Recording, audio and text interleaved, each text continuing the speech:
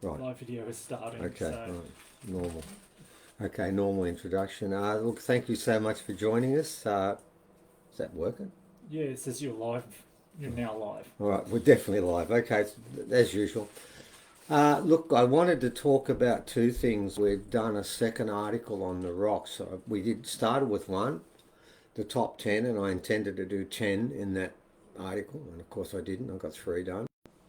Then we went off and wrote about the other side of the rocks, the mystical side, and now we're back to completing the 10, which still didn't get done. I got up to 8 bar. So I'm going to talk about the rocks first, and then I want to talk about the conference and something special that's up that hasn't even been advertised. But first up, with the rocks, what I might do, for those people who haven't seen some of the first article, I'm just going to go back over two of them. Then I want to introduce four other ones which I brought along. And by the way, those four, none of them got in the top 10. And I did that just to show you it's not just 10 rocks that specifically stand out, but a lot more. Now, what I'm going to do, and I want to explain something. In the online conference we're doing next up, we're going to try an experiment. And because a lot of people, the first article on rocks, it went out and got to around 100,000 views, and we really appreciate the fact that people put that up. But quite a few people said they can't get to South Australia, and that's from within Australia and obviously outside. And many asked if we could put the rocks up in some sort of formation, which we are going to do. We've now got the cable and we can do that. And we're going to do that. We're going to do a bit more than that, but well, I'm going to bring some of the rocks in here and we're going to put them on a table. And then we're going to show you some reactions, some of the experiments we've done with crystals, with dowsing rods, and a few other things. And we're going to try and do a second part on the rocks, and we'll introduce quite a few new ones that we haven't shown you before. But also, we're going to try and see whether it is possible. And this is a sort of an experiment we're asking you to join in with, whether that the idea of filming the rocks, because unlike Uluru, when we were told about that and the rocks confirmed it was going to happen, we knew this was going to take place. This came from people around the world. It didn't come from the rocks, and the rocks haven't said yes or no whether it's going to work. I don't know. They haven't given me a message either way. Sometimes they do, sometimes they don't. It's got nothing to do with me. So what we're going to ask people is, at the end of it, if you can let us know whether something happened. I don't know what that's going to be and whether it's going to be nothing. My intention is to, over an hour and a half when we have our presentation, is to go over the rocks in more detail, the ones we've shown you very quickly before, and introduce quite a few new ones, and some of which I'll show you now. And then after that, at the end of the day, when we've done all the other stuff, then we're going to put the rocks aside for maybe 40 minutes, film it, and just let it run for 40 minutes, then finish the whole thing. And then we're going to ask people to let us know whether there was a reaction, or whether it was just 40 minutes of just looking at still rocks doing nothing. You can play some music if you want while it's taking place, have a conversation, it's entirely up to you. We're just going to try it and see what happens, because right now, if it can help, it's worth it. I know that sitting between the rocks in these circles will help many people. Not everyone, but many people. Whether this works, we don't know, but it's worth a go. For those who aren't aware, there are two types of rocks in here, and I'm going to introduce one set by showing you rocks that we've already done, and then for the other set I want to show you four rocks I've never shown. Not here anyway.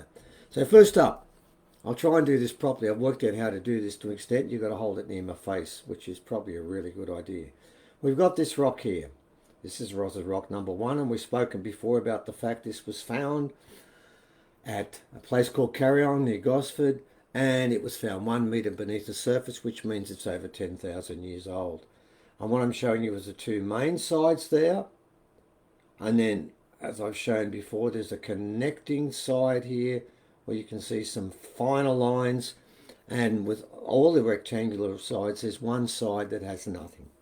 Now, primarily, I'm going to talk a lot more about the grip, how the grips are found. And with this one, I'll hold it up. You'll see those marks there That's where the index finger runs. And you find this point here, that's where the thumb runs. And what you've got is a grip that runs something like this. And it sits, all of these rocks you're going to see, well, the sizable ones, will always rest in the bottom of the palm. And we'll talk about that in more detail later. Now this is a star rock because you've got all the intersection lines and you've got the straight lines running through it. And as I've said many times, and I'm going to keep saying, there are no like for these rocks. If you go to the museums and you go to the educational books and find out what original people used rocks for, it will be flakes, it'll be spear points, it'll be back blades, it'll be rock knives, and it will be axes. It won't be these decorations you're seeing here on this. This is completely different. Now with the second rock here I'm going to hold up, it's a tiny rock. It's very little. There's the back side of it there. Here's the front side there, and I've shown you this one before. And it actually has down the bottom there 1, 2, 3, 4, 5 horizontal lines. One's very soft across there, and 2 vertical, 7 in all. And we're sure this is about the Pleiades. Now with this one, there's a little nick that's come out just the top there. They often smash into the rock and leave an opening, and that is where you rest your thumb on that piece there like that. You hold it like that when you're holding that. That's a holding rock that goes inside your hand, but you must have your thumb in the right position and you close up like that. Now both these rocks are as on top rocks. Now what I'm now going to show you are some different rocks that didn't get in the top 10 article, which we've linked up, or Evan's linked up alongside there, and also linked up a connection to the on next online conference, and I'll get to that in a sec.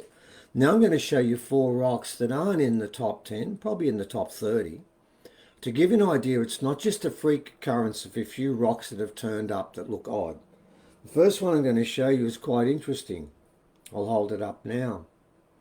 And what you might see with that is you can see there's a black piece there with lines being cut in. Then it's been covered. There's a little bit on the other side, you'll see it again.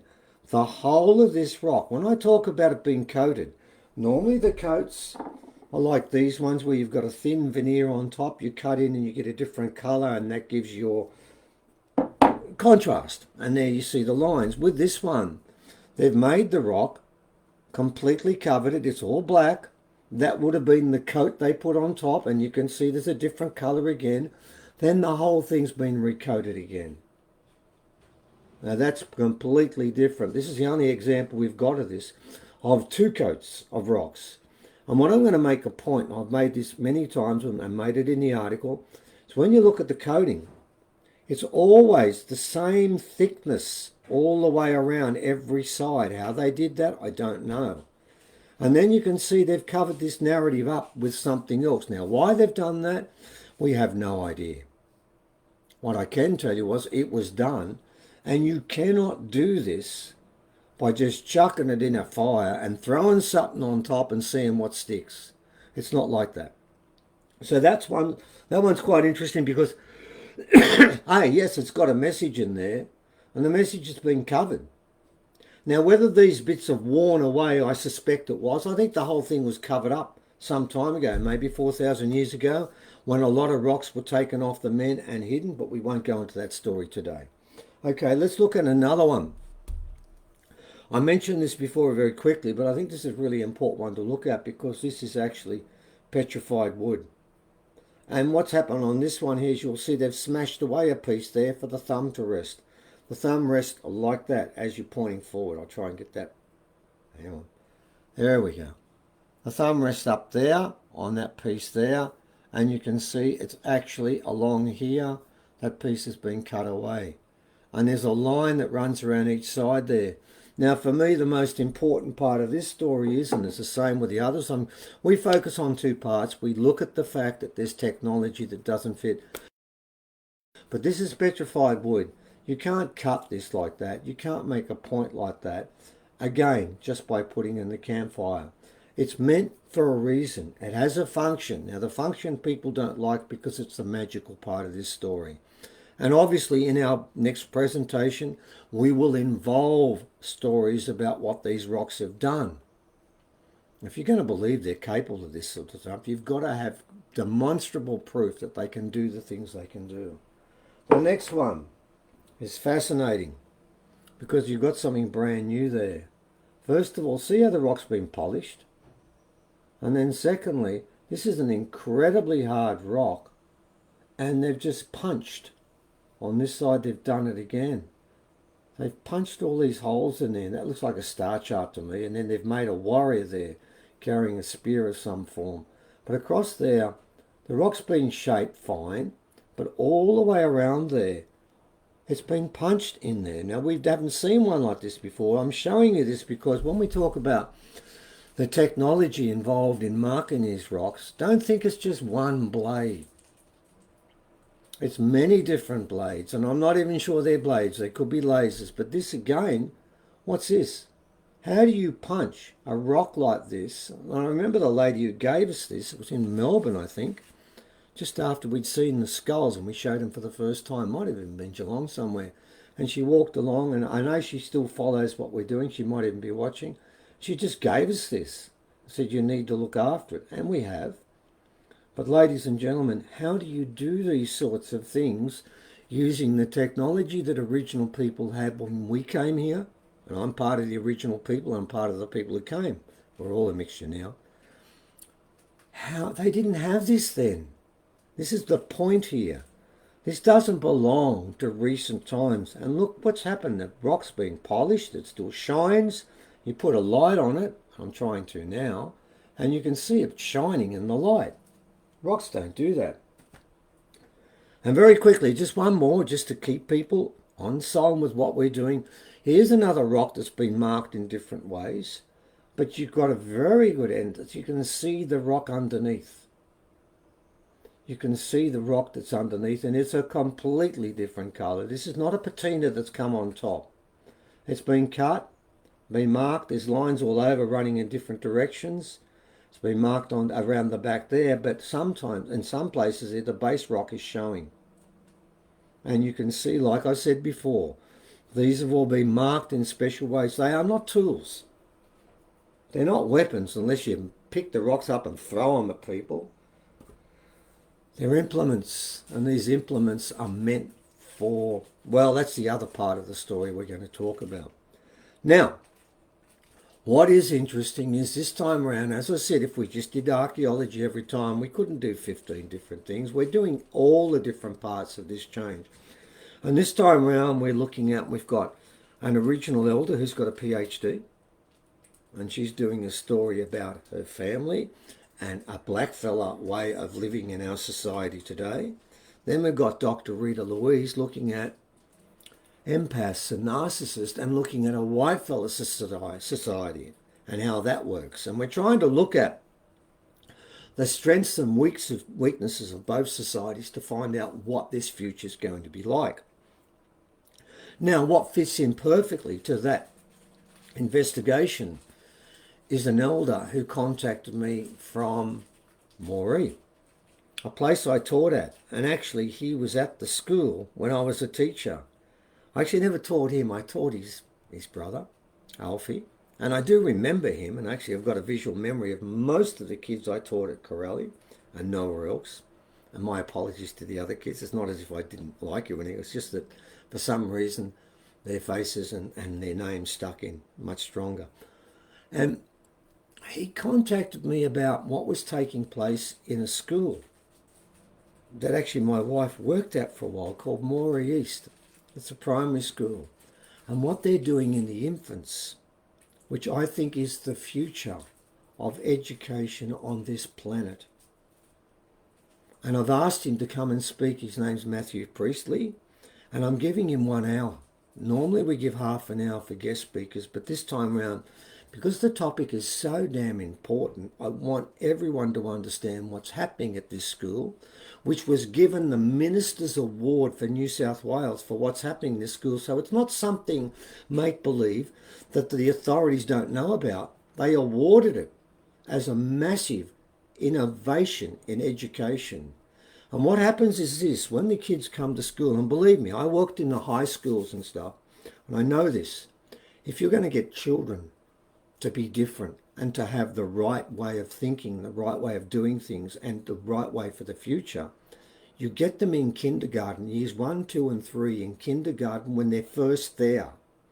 That's when you've got a chance, and that's what they're doing. Now, Matthew told me this is based around 10 stories, 10 dreaming stories, and the dreaming stories name the children. The teachers there have to learn the language and numbers. They've got to learn to speak in language. This is part of the curriculum. The dreaming stories are the focal point for the whole curriculum and the academic part of what they do. And he's going to tell you about these stories, and they've got different names, and I'm not even going to try and pronounce them. He's told me quite a few times, but if you can't say the word properly, a sacred word about a dreaming story properly, let the experts do it. Just trust me, they'll be given in language. And these children then learn these dreaming stories, and when they've learnt one, they go on to the next one. And as they go through the years, they go through the next one and the next one. And by that time they get to year 2, they've only been named after dreaming stories. And these dreaming stories are about how to be a good person. It's not teaching them numbers. I mean, the numbers come incidentally. It's not teaching them language to write down. That comes incidentally out of the stories. And this is what they learn. And it's that what this done, these dreaming stories have permeated the whole of the curriculum and the social structure of the school. And it's all Indigenous. Now, it doesn't have to be dreaming stories in America. It can be the American Indian stories that can take that place. And if it's going to be pagan, you take those pagan stories. Stories that tell people how to be people when they're young, the rules they need to know to become a successful, caring, useful individual whose soul can grow. Now, this is what Indigenous stories around the world were focusing on. They didn't focus on about, well, if you learn this number and you learn this fact, you can get a degree in chemistry and get lots of money. That wasn't how they educated children. The first thing they were concerned about is how they were as people. First school in the state, first school in the country doing this. And the elders are backing this. He's spoken to the elders about this, and they want this information to come out. And we're lucky. It's going to be coming out on our next online conference.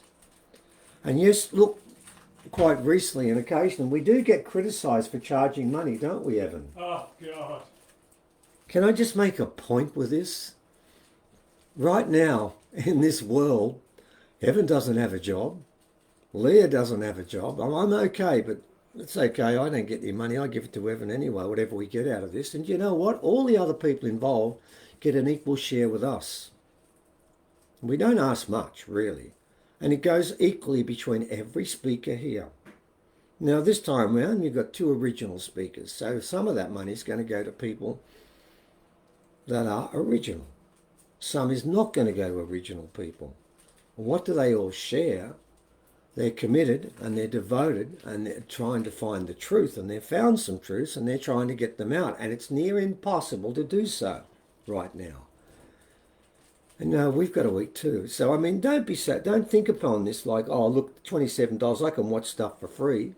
You can, but you won't be listening to Matthew talking about a new way of teaching children around this planet that works, and the New South Wales government have awarded with their highest award for the year. So it's not just an opinion I'm giving. I'm basing it on the fact that the people that run the education in this state have given this an award saying this is brilliant. It needs to be known. And what also needs to be tried is our experiment. And I invite that you join us in trying to see whether these rocks, if it works, and it works well, why not keep doing it? That's my point. Now we've got the cord, we can do it. But if it doesn't work, well, we won't. But if it can work each time, and until they're all on country, which is what we're trying to do right now, but getting to other places is very difficult at the moment. We're held up. So this is it's a second best, but it could still work. And maybe it won't. We're not making guarantees, and if nothing happens, don't write to us and say, I want a refund. It's not like that. We're doing this because people asked us to try and do it. We don't know if it's going to work, but if it does work, it's needed. because I know how powerful these rocks are. And of course, that's what you'll find out in our talk when we explain more about what these rocks have done. And you can't argue one thing. What these rocks do is this. We got a story in Australia that until Cook came here, the technology was hanging around a campfire, stick, stone and bone, and that is it.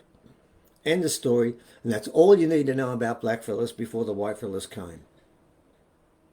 And whether it's the skulls we found, it's whether the standing stone site and all the other sites we found, which break every law there is about that, and whether it's these rocks, of which there are hundreds. And those ones I grabbed didn't get in there. The ones I showed you today didn't get in the top 10.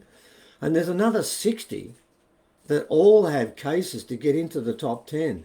And then it turns out some of the ones that don't get into that 60, well, when we turned the rocks on at Adelaide, they were the ones that were kicking up the most energy. So we just don't know which ones are which. But they're just a subjective choice of mine. The one thing I can tell you is those rocks are special. And we're going to try something. And if it works, great, let's do it each time. If you get something out of it, that's the whole point of the exercise. But please don't attack us because we ask for a little bit of money to keep us going between each time. Because I can show you right now, Evan's now formally lost his job because he won't take a medical procedure. So, you know, anything to help him would go down pretty well. I'm pretty sure he would agree with. Thank you, Evan. Right, so in these times, we want to try and give you the truth, and we've been doing this each month, and we keep changing it around, and this time we're looking at what that future society would be. But honestly, we've got an elder of very high standing as far as I'm concerned, extremely high standing, who wants to talk to you about a way we can teach our children or make them better people. I think that is, on its own is worth the money. The rest of it is a backdrop to that, but for me, come and listen to Matthew. He's a very good speaker. He's very much old way. He's all about the old way ethics, the old ways of doing things. And I've seen pictures of the kids at that school and they've got smiles on their faces, man, and they're not stuck on for the camera. They're stuck on for the dreaming stories, the 10 stories these kids are taught. He'll take you through the program. He'll tell you about the first story. He'll talk it up. He's allowed to do it. This is old way coming back on. You should come and join us. I look forward to your presence, and if you can't do that, have a look at the article about the rocks, and you'll learn a lot more about that. Until next time.